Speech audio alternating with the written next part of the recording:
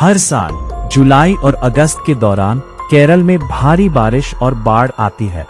खास तौर पर 2018 में गॉड्स ऑन कंट्री कहा जाने वाला केरल पानी में डूब गया था। उस समय राज्य ने करीब 50 सालों की सबसे भीषण बारिश और बाढ़ का सामना किया था।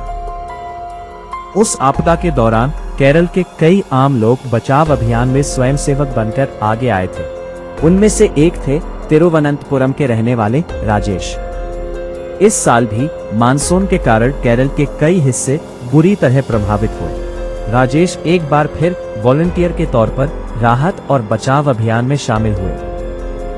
1 अगस्त की शाम राजेश कन्नूर जिले में बाढ़ के पानी में फंसे 61 साल के बुजुर्ग को बचाने के अभियान में शामिल थे। बचाव के दौरान उन्होंने अपनी लाइफ जैकेट उस बुजुर्ग को पहना दी। बुजुर्ग को सुरक्षित बचा लिया गया, लेकिन राजेश तेज बहाव में बह गए। उनके परिवार और दोस्तों को उम्मीद थी कि वह जीवित मिल जाएंगे। हालांकि 3 दिन तक चले खोज अभियान के बाद उनका शव बरामद हुआ और 6 अगस्त को पूरे राजकीय सम्मान के साथ उनका अंतिम संस्कार किया गया।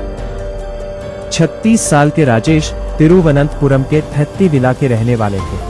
वो रैपलिंग प्रशिक्षक थे और एडवेंचर डिजास्टर सोसाइटी नाम के स्वयंसेवी आपदा राहत समूह के सदस्य भी थे, जो प्राकृतिक आपदाओं के दौरान बचाव कार्यों में हिस्सा लेता है। राजेश के मित्र विष्णु के मुताबिक राजेश की मौत से हर सके परिवार ही नहीं, बल्कि पूरा थत्तीविला शोक में डूब गया है। वो कहते हैं उन्होंने 2024 के वायनाड भूस्खलन के दौरान भी बचाव कार्य में हिस्सा लिया था। उन्होंने कई लोगों को आपदा प्रबंधन और बचाव तकनीकों का प्रशिक्षण दिया। राष्ट्रीय कैडेट कोर यानी NSCC के छात्रों के लिए पर्वतारोहण प्रशिक्षक भी थे। 1 अगस्त को कन्नूर जिले में भारी बारिश के कारण कर्नाटक सीमा के पास चेरुपुझा के निकट पुलिंगोंग गांव में भीषण बाढ़ आ गई थी। जिस 61 साल के बुजुर्ग को राजेश ने बचाया, उनका नाम बेनी है। वो इलाके में कॉफी बागान के मालिक हैं। बेनी ने मीडिया से कहा, अगर राजेश वहां नहीं होते तो मैं निश्चित रूप से बच नहीं पाता, लेकिन मेरे जैसे 61 साल के व्यक्ति को बचाने के लिए राजेश जैसे युवा को अपनी जान जोखिम में नहीं डालनी चाहिए थी। उन्होंने बताया, 1 अगस्त को लगातार बारिश के बावजूद मैं अपने कॉफी बागान में काम के लिए गया था। शुरुआत में पानी सिर्फ टखनों तक था, लेकिन अचानक बाढ़ का पानी तेजी से बढ़ने लगा। जब मैंने बाहर निकलने की कोशिश की तो पानी कमर तक पहुंच चुका था। घबराकर मैंने अपने परिवार को फोन किया। कुछ ही मिनटों में मैं बाढ़ के तेज बहाव में बह गया। बेनी ने बताया कि वो किसी तरह एक नारियल के पेड़ को पकड़कर लटके हुए थे। तभी राजेश और उनकी टीम उन्हें बचाने पहुंची।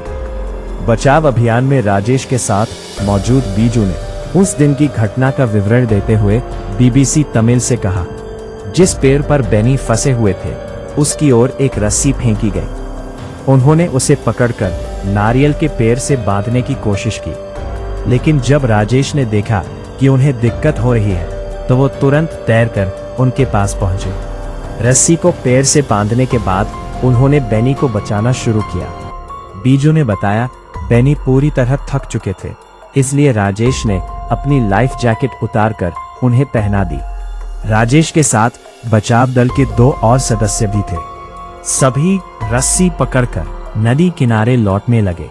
तभी अचानक नदी का बहाव बहुत तेज हो गया और राजेश उसमें बह गए। 3 दिन बाद 4 अगस्त को करियांगोड़े नदी से राजेश का शव बरामद हुआ। इसके बाद उनके पार्थिव शरीर को उनके गृह नगर ले जाया गया, जहां 5 अगस्त को उनका अंतिम संस्कार किया गया।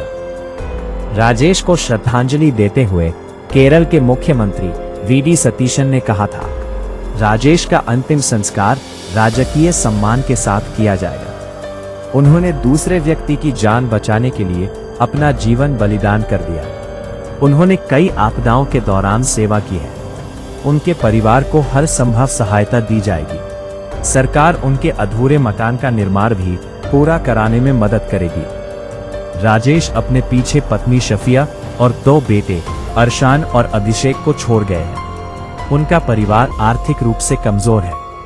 2023 में रिलीज हुई मलयालम फिल्म 2018, जिसमें टोविनो थॉमस, कुंचाको बोबन और आसिफ अली ने अभिनय किया था। केरल की 2018 की विनाशकारी बाढ़ पर आधारित थी। इस फिल्म में टोविनो थॉमस ने अनूप नाम के एक युवक की भूमिका निभाई थी, जिसकी बाढ़ में एक बुजुर्ग को बचाने की कोशिश के दौरान मौत हो जाती है। सोशल मीडिया पर कई लोग राजेश की तुलना इसी किरदार से करते हुए उन्हें केरल का रियल हीरो बता रहे हैं। Bureau report, Dastak live news.